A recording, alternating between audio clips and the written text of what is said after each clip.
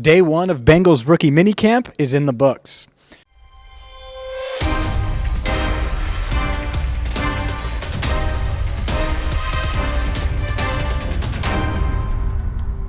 Hi again, everyone. I'm James Rapien of allbengals.com and Cincinnati Bengals Talk here at Paul Brown Stadium where, well, they practiced on the practice field because Paul Brown Stadium getting ready for Garth Brooks back-to-back concerts Friday and Saturday night. So we're just outside the interview room, just outside the Bengals locker room here at PBS. And, well, it was an interesting day. Obviously, rookie minicamp, it's your first chance to see Dax Hill, first chance to see guys like Cordell Volson, Zachary Carter, and the rest of the Bengals rookie draft class. Unfortunately, Taylor-Britt was under the weather, didn't participate.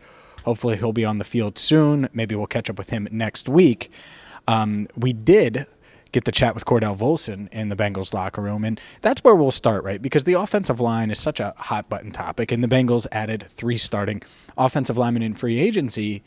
But Volson, first impression to me, I think he's going to be right there in that left guard mix. You know, he's big on paper, right? But then you see him and you look, and big in person, big legs, big hands, big forearms, all of the things that you would want to see from a guy that's making the leap from, a 1AA team. Even though he had a ton of success at North Dakota State to the NFL, I don't think size is going to be an issue. So make sure you check out our quick chat with Volson. But, yeah, I think he's going to be in the mix there, and we'll post some highlights. I posted a lot of these on allbengals.com, but Andrew's in the process of putting something together, and we'll have some clips of Volson and others right here on Cincinnati Bengals Talk.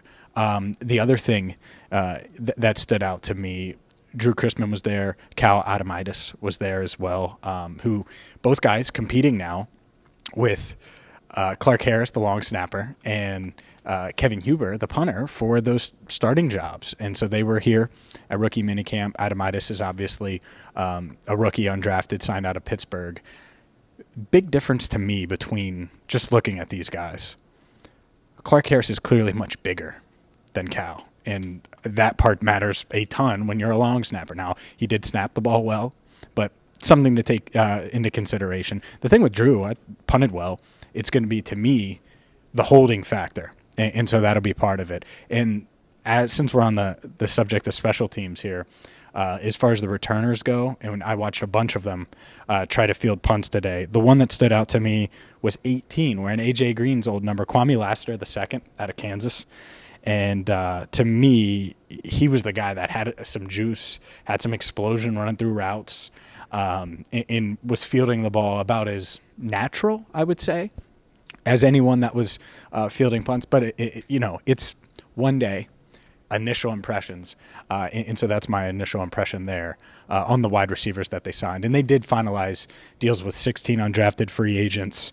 But let's get to, because I haven't mentioned Dax Hill yet, the number 1 overall pick, the Bengals first-round pick, the 31st overall pick, Looked the part, man. Looked explosive, looked fast, was going through individual drills, was jumping out of the gym, doing all the things that you would expect him to do as an athlete. And I think that part of it matters.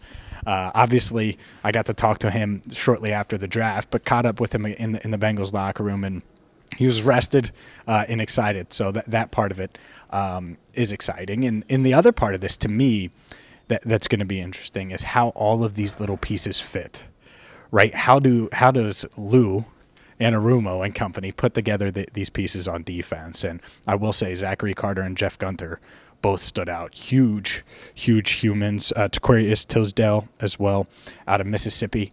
I watch them, and you'll see clips of them blocking the sleds and going into the sleds, man. They big dudes. So, yeah, I think that it's going to be fun to watch these guys grow. They were all excited to be here. And there's competitions to talk about. There's a lot of different things to monitor. But initial impressions, to me, I think Volson's going to really be in the mix there at left guard. Wouldn't be shocked at all if he is. And if he maybe wins that job. I don't want to get ahead of myself.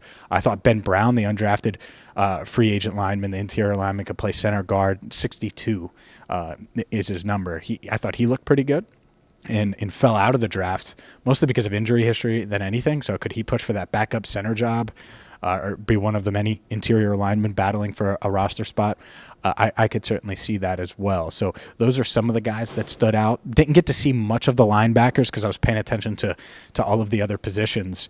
But yeah, defensively, I really do. I think Dax Hill is going to give them another gear. I'm excited to see Cam Taylor-Britt next week, hopefully, and Tyson Anderson as well. I think is going to give them some special teams juice, add to that right away, and obviously help the defense as well. We're working on putting together a little highlight clip for you guys so you can check out all the different plays that I was able to capture here at Rookie Minicamp. So that's why you want to hit that subscribe button. You want to ring the bell. And if you're looking for more, check out allbengals.com. Check out the Locked On Bengals podcast. For Andrew Fox-Miller, I'm James Rapien, and we still haven't played the schedule game yet. We will, I promise. Rookie Minicamp was today. We'll get to the schedule game late next week, or early next week, rather. It's late in the week now. So for Andrew Fox-Miller, I'm James Rapien, signing off for now right here at Paul Brown Stadium.